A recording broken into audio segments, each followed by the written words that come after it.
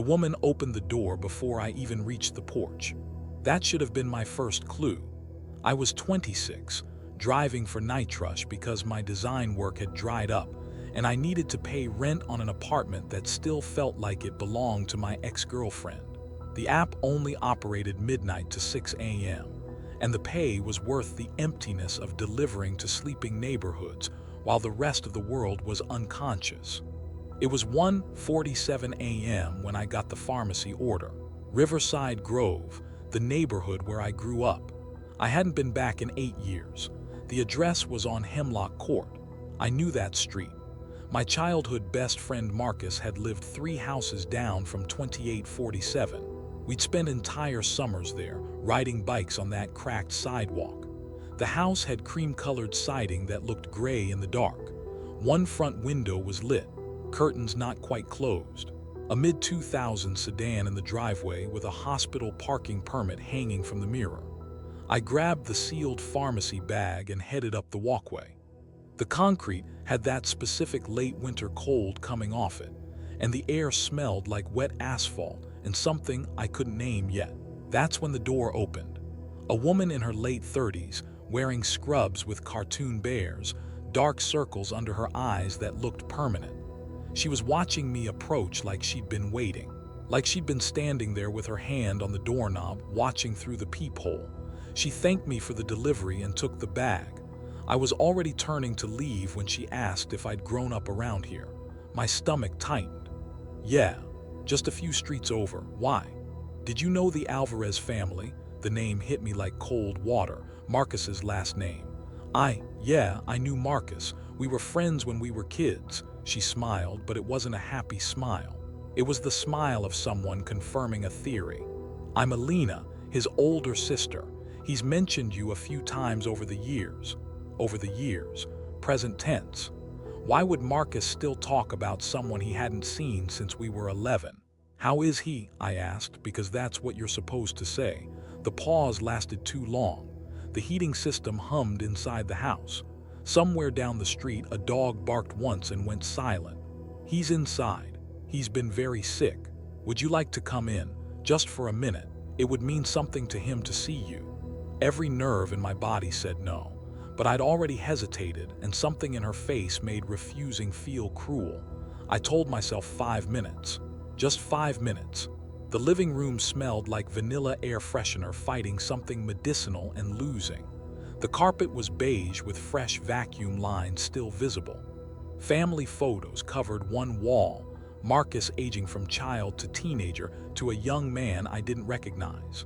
He's resting, Alina said, gesturing down a narrow hallway. But he's awake. 3 doors, 2 open, 1 closed. She led me to the first one, the lit room I'd seen from the street. Marcus was in a hospital bed. The walls were pale blue. Medical equipment surrounded him. Oxygen tank, IV bags, monitors I couldn't name. He looked nothing like the kid who taught me to catch crawfish in the creek behind the elementary school. His face was thin, his skin waxy, his breathing shallow and mechanical. His eyes found me. There was recognition there, but also something else. Something that made my throat tight. "This is your friend from growing up," Alina said softly. "He's doing deliveries now. Isn't that nice?" I started talking, stupid, nervous, rambling about the neighborhood, about moving away, about anything that would fill the terrible silence. Marcus didn't respond. He just watched me with those strange, bright eyes, not quite frightened, not quite anything. After 5 minutes that felt like an hour, Alina touched my shoulder. "Let's let him rest." In the living room, she offered me water. My mouth was desert dry, so I accepted. She walked into the adjacent kitchen, separated by a half wall, and I could see her filling a glass at the sink. That's when I noticed the second window, the one looking into the kitchen from the street, curtains wide open.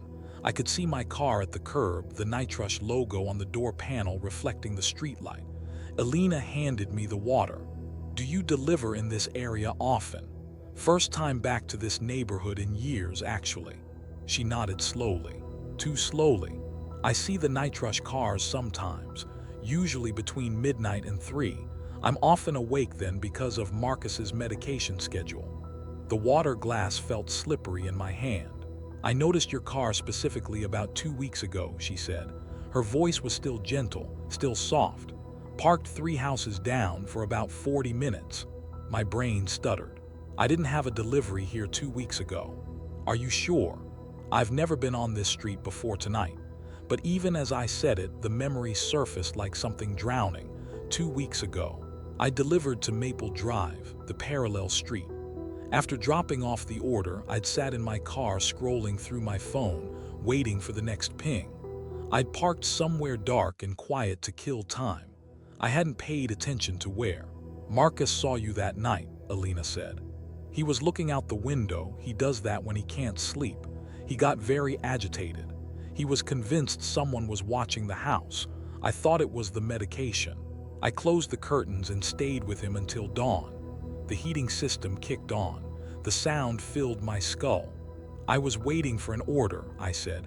I didn't even know what street I was on. I was just sitting there. Marcus recognized your car tonight. That's why I opened the door before you knocked. I wanted to see who was driving. She paused. When I saw it was you, someone he actually knew, I thought maybe it meant something. Maybe it was a strange coincidence. She was looking at me differently now, recalculating. I set the water glass down. I should go. She didn't argue, just walked me to the door with that same soft voice. Thank you for the delivery, and for stopping in. No apology, because neither of us knew what had really happened or what it meant. I sat in my car for 30 seconds before starting it.